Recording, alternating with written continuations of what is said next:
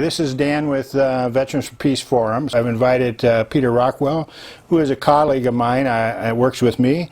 It was funny, at a little party we were just talking, and he started discussing the idea that he grew up on the farm. The farm! And it was something that, I was very familiar with, and had just seen a number of posts on the farm recently because of the founder just passed away. And but before I get into talking, I want to first of all thank you, Peter, for coming on the program. My pleasure. This is Veterans for Peace Forum, and most of the time we're talking about inviting veterans on to talk about these issues. But also, it's not just about veterans, it's about the greater community that we deal with. In the 1960s and 70s, there was an anti-war movement. And in that anti-war movement, there were people that were looking at different ways of trying to deal with the issues. This year, there are a couple of things I want to just remind people of. One is that we just had a friend of mine, well, not a close friend, but somebody I knew, but who was who is a veteran, an atomic veteran, Bill Byers, who would, for the last 20 years, was on Veterans Voices on KBOO Radio with Marvin Simmons, and every Friday they would be bringing on somebody to talk to, similar to, I do this once a month. They were doing it every week, and talking about issues of veterans, telling their stories. There was a great article that I saw by Julie Sullivan, who I had known over the years when she was a reporter with the Oregonian, and no longer there, but in April 15th, 2011, if you look it up, Oregon Online or Oregon Live, you'll see a great perspective on Bill Byers. Both Bill and Marvin, because she talks about them being these KBOO veterans. Marvin has been hosting that program along with Bill for 20 years. Bill was also a Korean vet, and when we say atomic veteran, he had been in the areas where they were testing atomic weapons, and was sort of one of these veterans who survived with a number of different problems over the years, and he spoke at various places around the country about how nuclear radiation was affecting people, and that we needed to end this. And there was something in that article that kind of struck me, and I thought I wrote it down here, but I probably lost it. And that was, she talked about how this veteran, they were storytellers, and how their stories, talking about their experience of war, was an argument for peace. And I thought, wow, that's a very profound thing to say. It's an argument for peace, to tell your story as a veteran. But it's also an argument for peace for those people who are telling their stories about growing up in a country that's been at war for as long as they can possibly remember. There's also this is the 100th anniversary of the armistice of World War I, and of what is known as the Christmas truce. And I don't pretend to be able to pronounce the French. Do you know French? I thought it was Joyeux Noël, which is a movie that is going to be coming out, being played at Cinema 21. We have it up on the screen here for you. What we're doing here is, this is a commemoration of the famous Christmas truce on the centennial of the Portland chapter of Veterans for Peace. On a national organization, this is being played or as a play or as a movie being screened to remind people that people came together in the middle of a battle, and they called no man's land, and stopped the war, and came together to exchange gifts of cigarettes and coffee. And I just watched the film. As you see, I have it. I ordered it, and I watched that movie. And one of the things how it began to start was that the Germans actually sent somebody to the front lines, and they started singing Christmas carols. And the movie kind of exaggerates sending this opera singer and other people there to sing this song, but they were singing Christmas songs, and there were a number of Christmas trees that were sent to the front lines. And the British and the French started listening to these things, but it was the British, the Scots actually, who grabbed their bagpipe and started their own songs because they were similar songs and they recognized those. And in the middle of that, they were all singing on both sides, and a couple of the officers came to the front in the middle of no man's land, and they created their own truce, which was, as far as the high command was concerned, was treasonous activity. But for a while, they were able to find peace in the middle of war.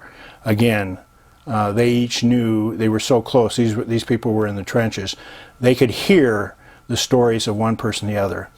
Something which is interesting about this movie is if you pick it up, I got it through Amazon, or I imagine Netflix probably has it, but there's also a sort of bonus piece where you can listen to the director talk about the story, which is real and which is fake, or artistic license to bring these stories together.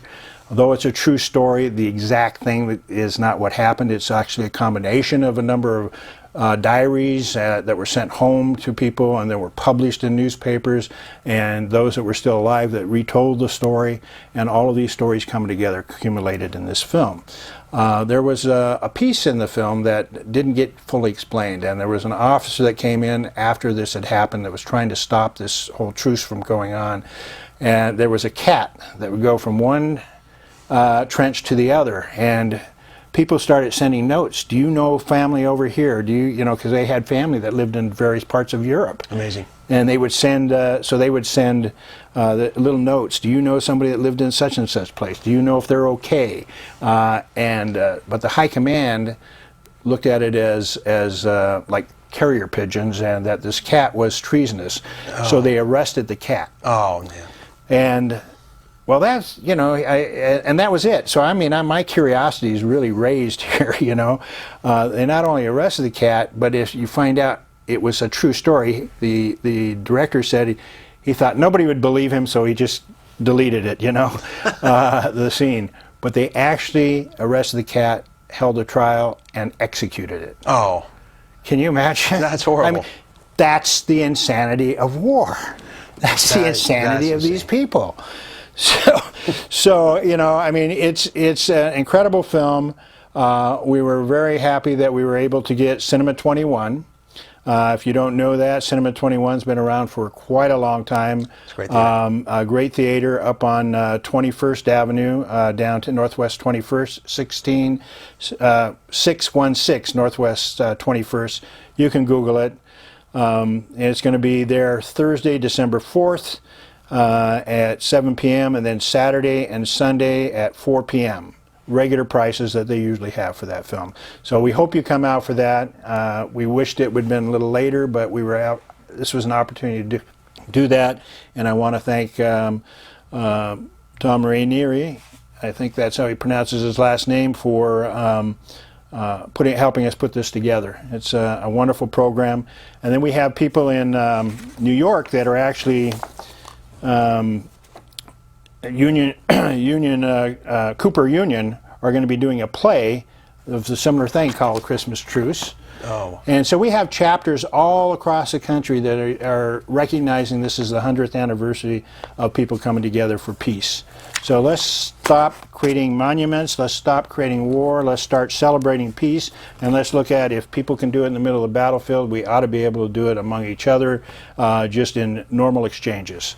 So I want to come back again to somebody just called me recently. We also have Ferguson. We're waiting for the decision to come down about whether the grand jury is going to indict the policeman Darrell Wilson for killing Mike Brown, and the community is worried about police reaction. The governor's called out the National Guard. Veterans for Peace had put a request out to the National Guard to stand with the side of the people and not the police. We don't know what's going to happen. We don't want another Kent state.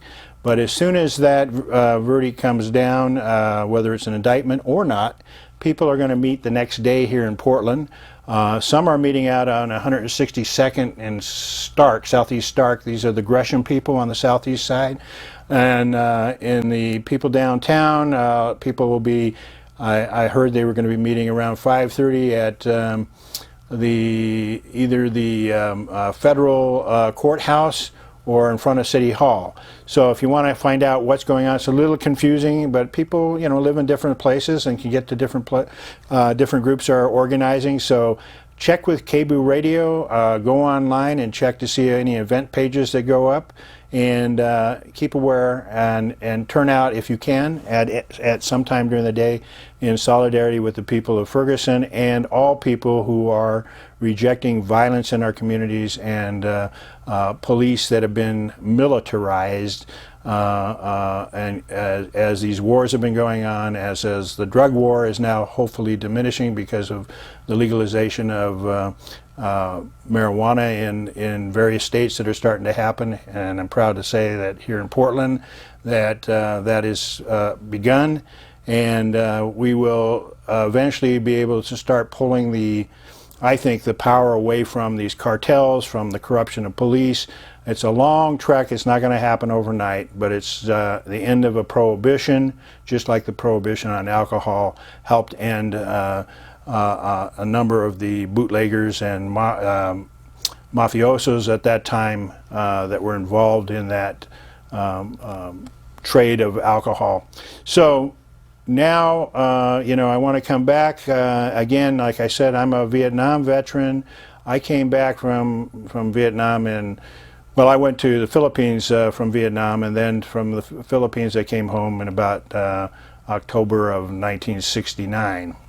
And there was just a few things that were starting to happen. And I was hearing about, I finally, got married, and my wife got pregnant, and we started talking about, natural birth. And one of the things that happened there was I was very interested in natural birth. And I had learned about some things about midwifery and picked up a book. And part of that came right out of the farm. I didn't know that till later. But when I started looking into it more, I found out there were a lot of articles in Parents Magazine. And I learned that the farm also had its own newspaper, magazines, a lot of projects. And when we were talking, and Peter is an artist, a musician, an activist in many ways, a community activist, and comes together using his art and his experience to bring people together to find different ways of looking at the world. Now, you grew up on the farm. Could you tell us a little bit about its history, how it started? Well, I spent the second half of my childhood on the farm. I arrived with my younger brother, who was about 7, and I was about 9. I was 9. And we had been living in communal situations that were more remote in British Columbia. And so this coming to the farm was arriving in a larger community, and in a way, even though they were just getting themselves established as a community living in very rough conditions, it was an improvement over where I had been living before. So me and my brother loved it a lot, and so my mother was convinced that we should live there. And so we got there about 2 years after it had started, and it initially was a group of people in San Francisco getting together to hear the wisdom of their Stephen Gaskin, who was a teacher at San Francisco State University, teaching semantics, and they started this group just after Stephen's contract was not renewed. He thought he was probably considered a little too weird, but they started this group called Monday Night Class. Mm-hmm. And what started with a dozen people eventually grew to a group of about 1,500 people getting together on a weekly basis to discuss politics and love and the trips that they were experiencing with the psychedelics in San Francisco. And then Stephen was invited on a tour to help churches and universities understand this new culture. It was the association of, like American Association of Priests or something like that. And so he let his group know. They went around the country in 60 modified school buses on a caravan, and there's a book called The Caravan, as there is one called Monday Night Class, of his speeches at those places. When they got back to San Francisco after touring around the country, they'd seen too much, I think, and got back to the city, and they're like, did anybody see any land out there? And somebody had a idea that Tennessee was the right place to go, and they found some good land for a real good price, and set down their stakes. And so when I got there, they'd been there for 2 years. At Summertown, Tennessee? In Summertown, Tennessee. Just a short distance from Nashville? About 60 miles south of Nashville. Okay. 16 or 60? 60. 60. Yeah, Okay. yeah. But it's a rolling hills kind of terrain versus the mountainous east and the plains west. And it was on the top of a plateau, so very clean water, headwaters. And the school buses basically became the homes. And they supplemented that with some 16 by 32 tents secured from an Army surplus sale that was set up on platforms, and people eventually framed over those things. So that the housing was very crude. There were a few houses that seemed finished, but most of them were very, it was a rough existence, you know, heated by wood stoves and such and so on. Odd houses. Yeah, houses with like a school bus with a cabin built right next to it, or a 16 by 32 with an addition on the back of it. I remember one place that I lived was a small school bus with a framed house that only had plastic, not clear plastic, but translucent plastic on the sides of the walls. For me, having grown up in a much more desolate place than that, you know, that was a step up. But you know, the community there was welcoming, and you know, it was a very friendly place, and it gave me and my brother a place to start our education. Well, that's good.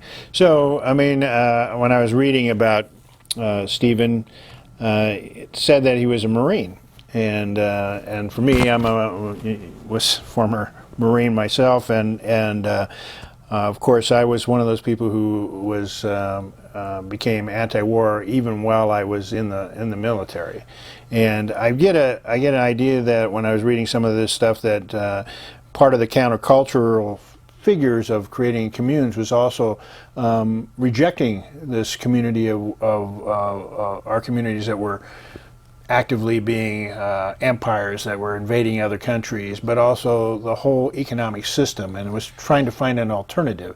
We're kind of seeing that again here more recently, even with Occupy. Right. Well, back in the Haight-Ashbury days with Monday Night Class, there was a lot of people thinking, hey, they're pointing guns at us. You know, the Kent State thing happened. Right. And there was a lot of people wanting to stockpile weapons. And Stephen Gaskin was totally against that. He was just, there cannot be any violence, you know, and really the way that you get anything done is to show your peaceful, you know, your altruistic, your just your care of the world and care of each other, and to be real with each other. And so he rejected violence entirely and thought that nonviolent communication was the best way to go. Well, it was interesting too that I was looking at he had caravan was of 60 buses that went across the country. Yeah.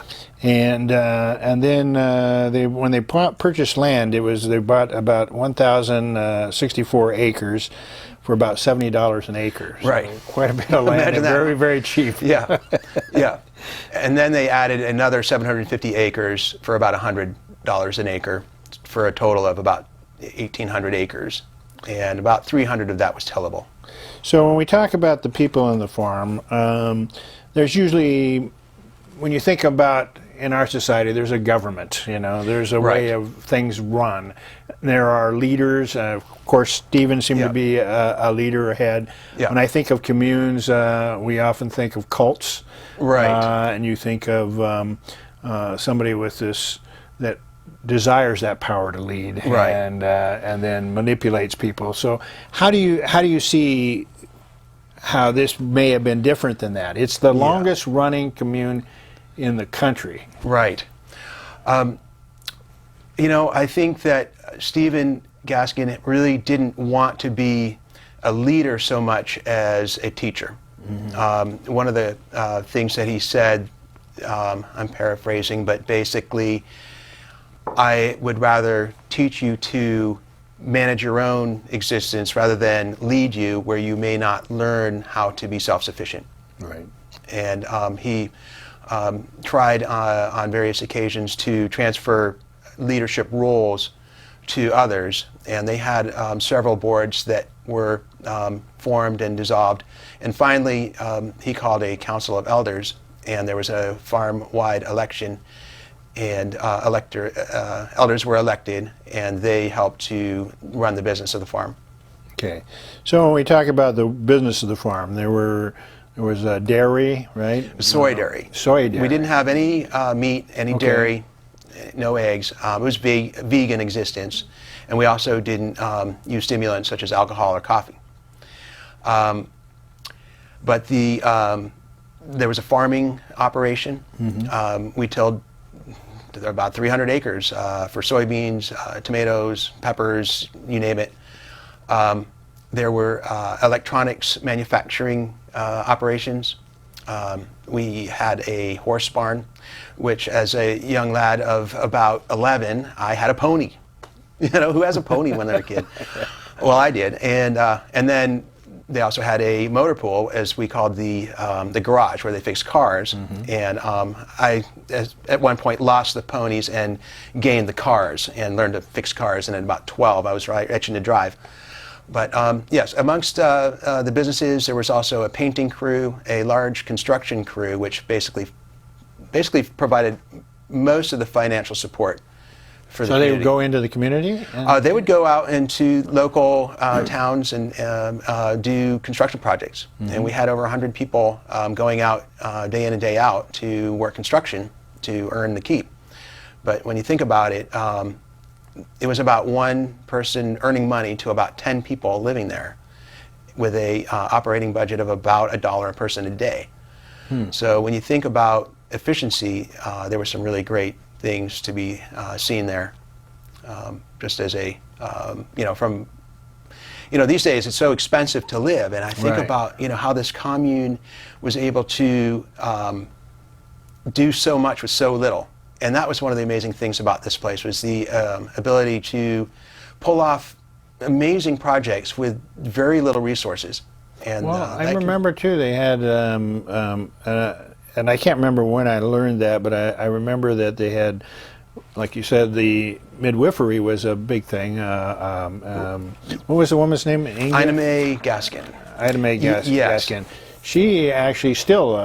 She's still a prominent figure in the midwifery world. Right. But they had people that were going into the communities. I've heard of going up into New York and desolate areas and, yes. and helping As a matter of fact, free births. Right? New York had a project from Plenty International, which was the charitable NGO charitable organization that went into disaster areas and still do today to provide assistance.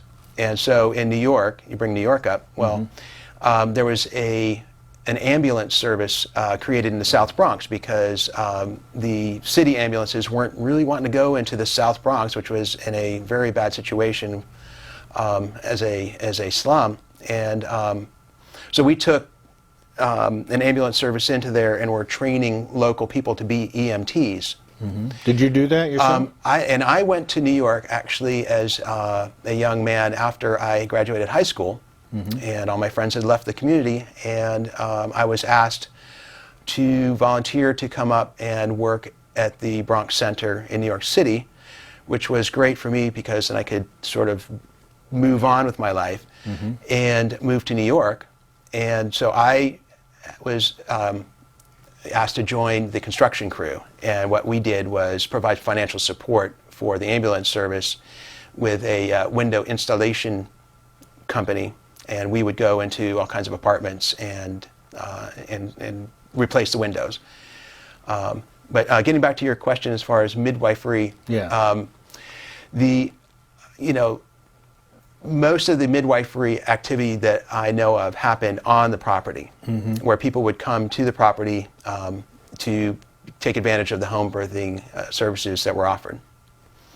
And then another thing that was offered was, if you were considering an abortion, you could come and have your baby. We will take care of it.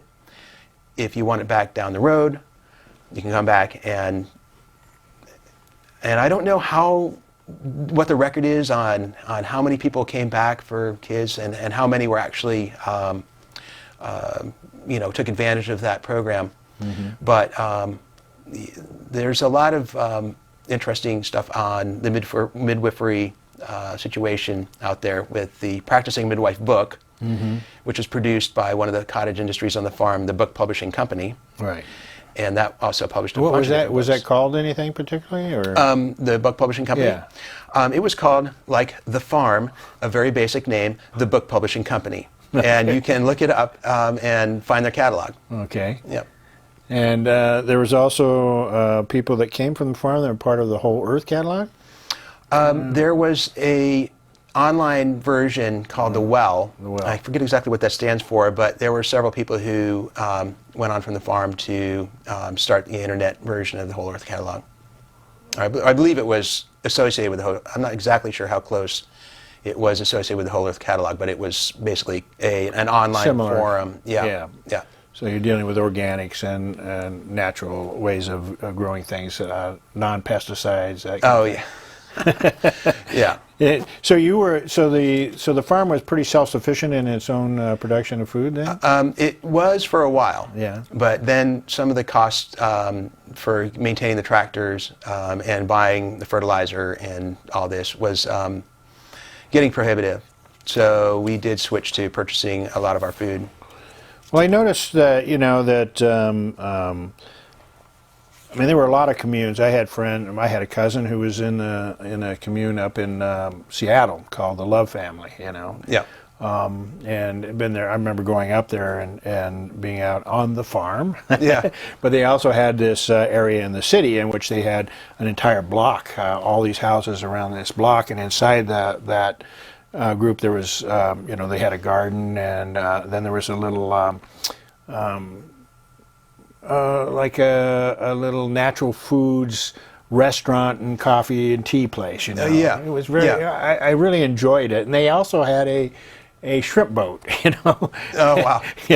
So Yeah. but they had, like you said, they had one of these old round tents for one of the housing areas, but they did build a number of things. So a creative approach to housing. Yeah, Yeah. a lot of that kind of stuff. It eventually broke up, but again, it was started by sort of a LSD-induced alternative way of looking at the world.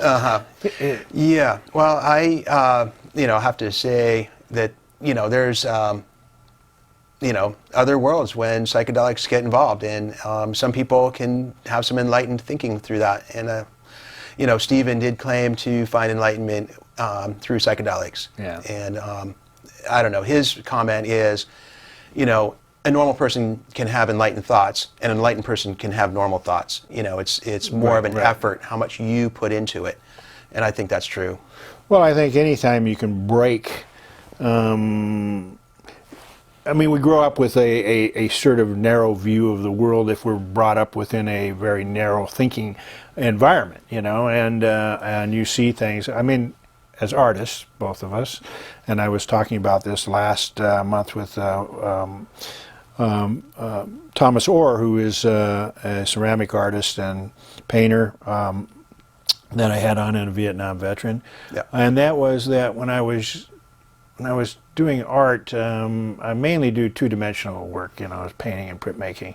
But when I did sculpture, I had to begin to think in 3 dimension and 4 dimensions almost, because you had to think about space above, space below, all these various things, inner space, Right. and you begin to see things in a different way. And I thought, I had to start looking at the world without just my two-dimensional view. So doing And art kind of opened up another it way opened of up another way of looking at Very the world, which was kind of that, you might say, enlightenment. It just opened that I knew that I can't just trust one view.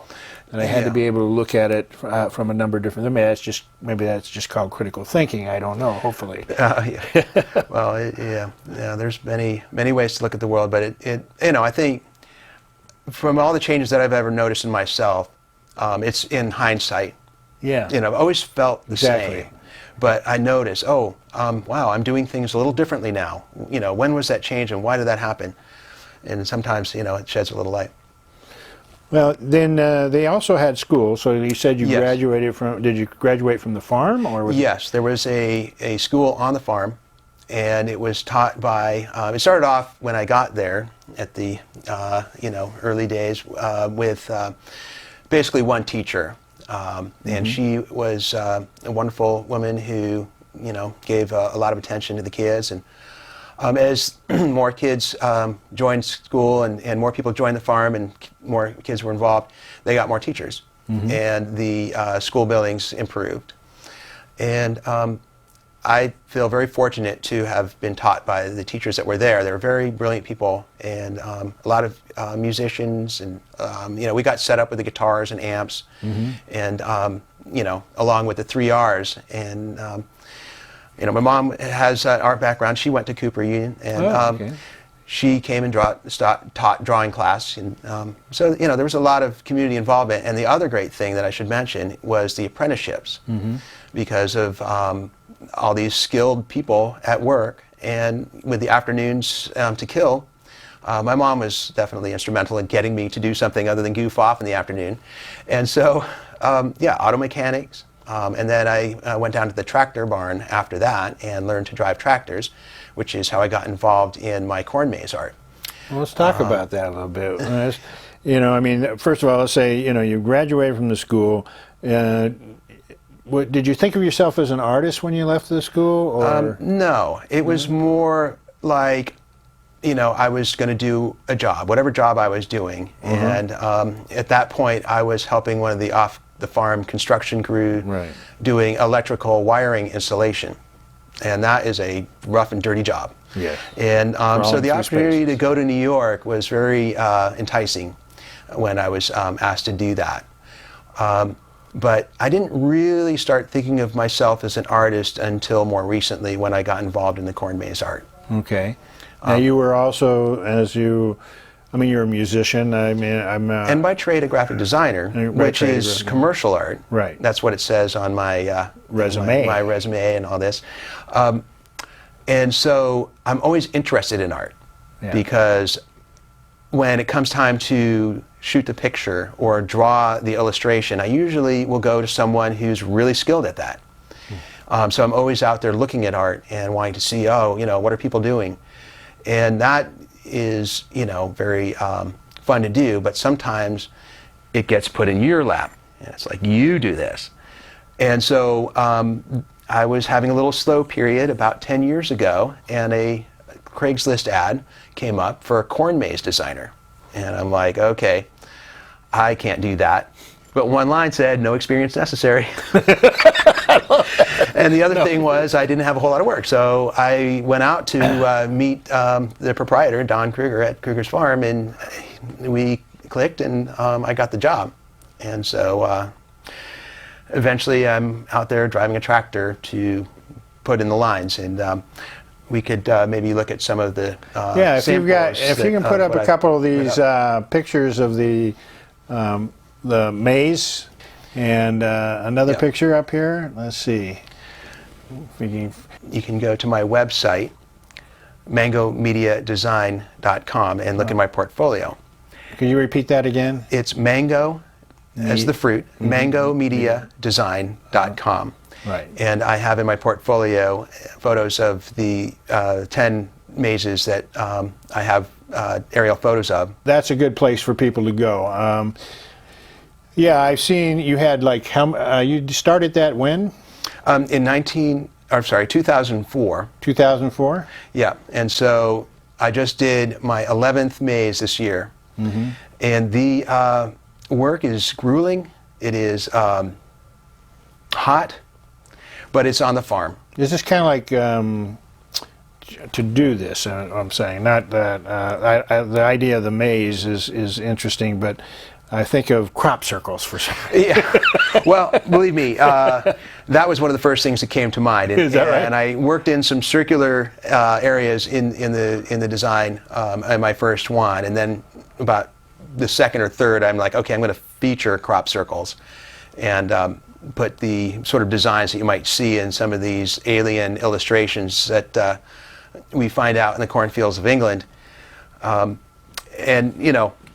Yeah, it's pretty much anyone's brainstorm when they hear about this, and it's of course have to put that in. Yeah. So now the maze. I mean, this goes up in Halloween, right? Yeah. And so the maze is also a place for scary things to happen. Well, just this year, Yeah. actually, they work in a haunted section where they hired some actors to come out and install their haunting, and they did a very good job of it. I think it was a you know, not overly done. They weren't screaming at you, but they were kind of following you with their sort of dark things and the glowing eyes, and making kind of little growls and grunting. And every once in a while, you'd find something that was just really bizarre. So you know, it's more the hipster angle of haunting a maze than, you know, just the crazy that's, you know, scare the guts out of these kids. So then But the maze itself, was there's an entrance, and the idea is to find your way out? Well, it kind of goes that way. You know, there's an entrance, and sometimes the exit is just coming back out the entrance, or sometimes it's going out another exit. But what I always work in is checkpoints throughout the maze. And so usually I'll have like 10 checkpoints. This year we had 13.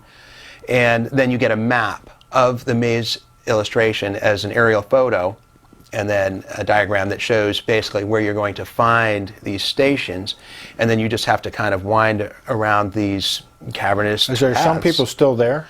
I think so. Yeah, better get my flashlight and go up there and find them. You take their names before they go in, just in case. Yeah. Anybody missing, you know, last few weeks. But then you have a concert in there, right? And then, right, the last couple of years we've had a big top tent that we put an evening concert on Fridays and Saturdays, and that's been really well received. Oh, I'll bet. I've wanted to go, but I just haven't been able to go to that yet. But I'm going to make the next one. Yeah. I swear. That's just one of your projects. I remember watching you. There were a number of kids that I can't remember the name of the group. There was a little art group that did with homeless kids, and they would do murals and various things around town. But your band was playing to raise money to help that project. Could that be free music? It might have been, but this was about people that were doing the artwork. Oh, Pear? Pear, yes. Yes. Yeah, okay, yeah. Pear. Yes. Yes. My friend Sam Pardue was involved, and he got me in to help organize their graphics as they were starting out. And yeah, that is a really great program, because these kids who are street kids can come in and have a nice space that is peaceful, where they can be given art supplies and just create. And they have a spot.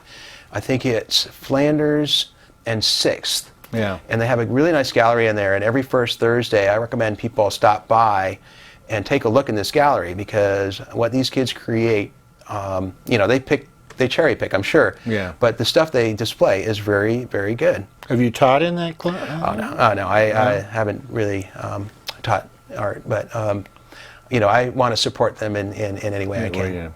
Yeah. So that's when I realized that you were doing some of this work on the outside, and I felt simpatico, you know, because we're both activists in a sense. And you never know when you work with people. You know, it's just hello. Yeah. Hi, and right. then you see them on the streets, and we're at the same place, and Right. we're trying to support the same people. Yeah. Pretty cool. Yeah. Well, my latest thing right now is my interest in skills-based electives at high schools, most specifically the Robotics Club, which has a competition along with robotics clubs around the state. And these kids are learning how to use tools and program computers and be competitive and with their robots. And the kids that go through these have very positive educational outcomes, and it's something that I want to support. I think it's very, it's something that could be supported by the school system better, in my opinion. It's a great program. So is it engineering classes, or is it? It's kids that want to work on robots, and they are given an assignment, and this assignment goes to all robotics clubs at once, and then there's a meet about a month or two later, and they get together and compete, all having been given this assignment at the same time. So it's a race to finish their robots, and then they get together and they compete.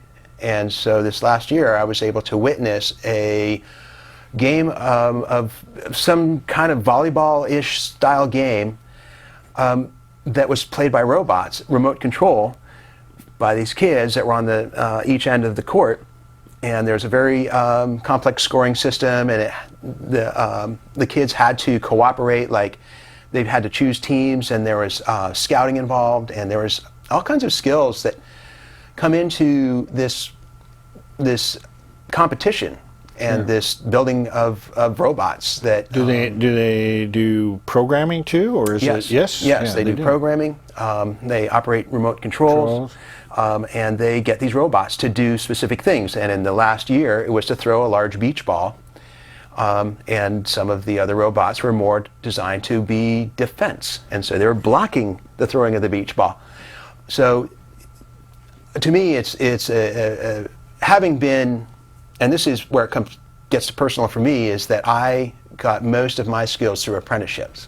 And to me, I think that it's a great way for hands-on skill building, and it's a great way to just learn some of the ways of the world, just to be out there doing things with real objects, real tools. Right.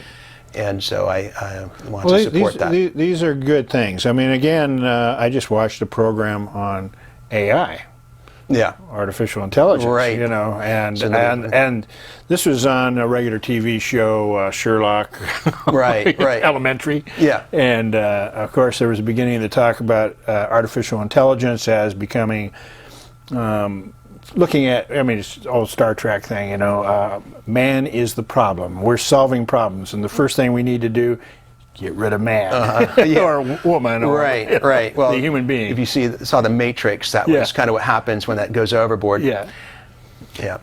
But I mean, there is some truth to that. I mean, there's one of the things that I see is robotics is a big deal. I was a part of a group that was talking about drones. Yeah. And so we had Colonel Ann Wright, who is internationally known activist, former worked with the embassies in Afghanistan, Pakistan, various places around the world. Resigned when we invaded Afghanistan. But she has spoken out on drones that are being used for warfare, and there is a whole idea of robotics being used in warfare. This is Obama's take on less boots on the ground, let's use robotics from Nevada or someplace close by. Right. And it's just a game, folks, and these people aren't real. And that's so hard it's a hard thing. But at the same time, I mean, that's just the whole idea of computers, the whole idea of anything. Robotics is in this room today. I mean, we have 2-3 cameras here that are operating. That make it simple enough for my producers to be able to film us and do the program without a whole crew of people. Right. We have these on remote control as we speak. Right. So these are various interesting ways in which doctors that are using robotics to go in and do minute surgeries through little tunnels through your vein. Right. That There couldn't might be done any other way. So might be hazardous areas that are just unsuitable for the human to enter. So it's always the how we use technology and how we have an ethics about technology and how that will be used. So I think it's great that people are doing this, but I wanted to just raise that because I know that my viewers, some people are going to raise the idea of robotics as a danger, and it is. There's a danger in anything. Right. So at the same time they're teaching this, I hope that young people that are learning these skills, and I'm telling you, kids on the computer right now are doing phenomenal things that we just... Well, as a young musician taking up and becoming a prodigy, we get the tools in the hands of kids when, they're fresh and eyes on it. A lot of great things can happen. That's right. We see that in like you said, in music. Now, are you have your bands still together? Are you doing different bands? Or? Yeah, I go through a phase with one band and a phase with another, and sometimes it clicks and lasts for a long time, and sometimes it's a very short-lived thing. And I have a new project now, Robert Johnston and the Broken Strings. And we're going to be starting a Sundays thing at White Eagle. Oh, okay. And be very excited about that. It's a rock and roll with some funky and reggae kind of elements to it, and it's a lot of fun. It's a very playing bass in that band is a real kick. Yeah, and you said this is going to be what days? First Thursdays? Or? It'll be on Sundays. Sunday evenings at White Eagle. Okay, I like that. Starting in January. I like White Eagle. That's a good place. Yeah, it's a very nice place. Great history. Now I don't know what happened, but I forgot to bring your resume that I had, your bio but I did put it up on my email list to people to take a look at. In your bio, again, you are a graphic designer, and anytime anybody, if you're thinking about you need a design idea or something in the field that you need to yes, I'd love to help with creative ideas. You can do that, and we want to give them your address again. Yes, anyone who's interested in looking at some of my graphic designs. I can be found at mangomediadesign.com. And this is somebody who came from the farm. Is now in the city. Yeah, country boy. Yeah, good thing for living in New York City for a while to get some street smarts. I recommend it. So New York is always that place where every artist wants to go, Yeah, and leave about 5 years later. Is that right? Well, it was 6 years for me. Did you go into Soho and those areas too? Yeah. Oh yeah. Definitely had my period of time of night clubbing at the Ritz, at CBGB's, at the Peppermint Lounge, all these new wave clubs, and go out to the Brooklyn Zoo, which was more of a sort of Euro disco kind of new wavy club. I mean, you get on a subway at age 20, and drinking age was 20. You go out and you find a place to have fun, and so many cultures in New York. That was one thing I really loved about it, was just how many nationalities were represented in New York. You go to this neighborhood and it's one way, you go to another neighborhood and it's another way, and it's just very wide range, very, very great to see. Well, that's interesting. The one thing I didn't ask about was on the farm, what was the diversity on the farm? It wasn't very diverse. It wasn't very diverse. No, it was very white. We had a lot of people there of different cultures, races, and my PE teacher was a great black man who had just wonderful vibes and very, very good. He was a runner, which he got us running, and we had a lot of interest in helping American Indians. Like some of the Plenty projects deal with American Indians, and we had given a ambulance service setup to an Indian tribe in, I think it was South Dakota. But yeah, there's definitely an ongoing relationship with the Native American community with Plenty International, who I should definitely plug, because Plenty International is taking the mission of the farm and making it So worldwide. you were up to what, 1,500 people in the farm at one time or more? At that point, it was 1,200 residents and maybe 300 passers through, whether they were there to have babies or just visiting. Now it's around 170 or so? Right, Yeah. right. So in '83, the economy tanked. The interest rate for borrowing went up over 20% at the sort of President Carter to President Reagan era. The construction crews lost their jobs because no one was making houses. And so we were about to lose the land. And so they sold part of the cottage industry called Farm Foods, which was the food products company, to get money to pay off the land. And then at that point, they were like, but how can we continue?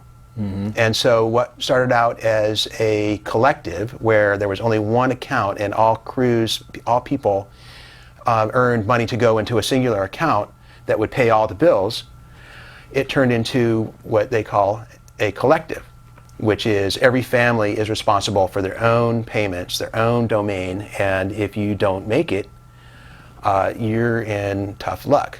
And that was a real wake-up call for a lot of people. And so those that had gainful employment were able to make it, and those that didn't had a real tough time. So it was a very abrupt and it was shocking change for a lot of people. There were quite a few who were able to make it and stay on. Now you also, some we were talking about outside here, we didn't mention that, was these vet farms that are going up across the country. Right, I only know a little bit about that, but I believe they call it the Veterans Farmer Coalition, has a connection with Plenty International. So if anybody's interested in that, look up Plenty International, and it's plenty.org on the web, and you can find information about that there. Well, you and I should talk about that a little more, because I do know people here that are actually working on similar projects, and they did do a class on permaculture, and a former military officer who had land out in Oregon City actually donated part of his property to for the project, and they brought in this guy from Australia to actually teach the class, and these veterans stayed there for months. Were these just newly returning veterans? Yes, yeah, these are the Iraq and Afghan veterans, you know. Yeah, and they're, you know, some of them been here a while now, but you're still having veterans that are returning, you know. We deal with, and I mentioned it last time, we're up to like 22 suicides a day in veterans. And if you think about it, that's just the ones we know about. If you just add that up and make it 24 a day, picking up the mystery, that's one veteran every hour. That's horrible. You know, and so one of the things they found is that for a lot of the people who were struggling with what was going on, either ending up on the streets, just not able to deal with the world, that they found that going back to the earth, producing something from the land itself, had a healing effect upon people, and they were also away from the hustle and the bustle of the city, and they began to feel like they were productive, and they were with other veterans, and they could talk to each other about things. Very healing experience, and they were, again, sort of apprenticeship in this. Some people came from the farm, but some people have never worked with the land. Right, so there's a new skill. There's a new skill that they're learning, and they were also learning animal husbandry. I mean, they were doing, they were raising. If they were meat eaters, they actually had to raise the meat and slaughter it and take care of it. You know. So there are people that were doing that also. It's the beginning of an idea, and it's some of these vets I met first in Occupy, Portland, there was a veterans tent there, and there were veterans coming across from all around the country, Yeah. stopping in, and Occupy has not ended. You know, I mean, there's a lot of people that have moved on, doing similar things. It's kind of, again, it reminds me of that period in the 1970s when people were trying to struggle with the world around them and looking for alternatives. Yeah. And that the farm became a part of that. But communes all across the country were happening, and some of those succeeded, some of them didn't. But I think everybody that was going through still had a fairly decent experience, you know, out of those things. Yeah, and I think there was, because it was really geared toward peace. Right. And, you know, taking these experiences of just discovering sort of this new reality that the counterculture was discovering and doing something with it.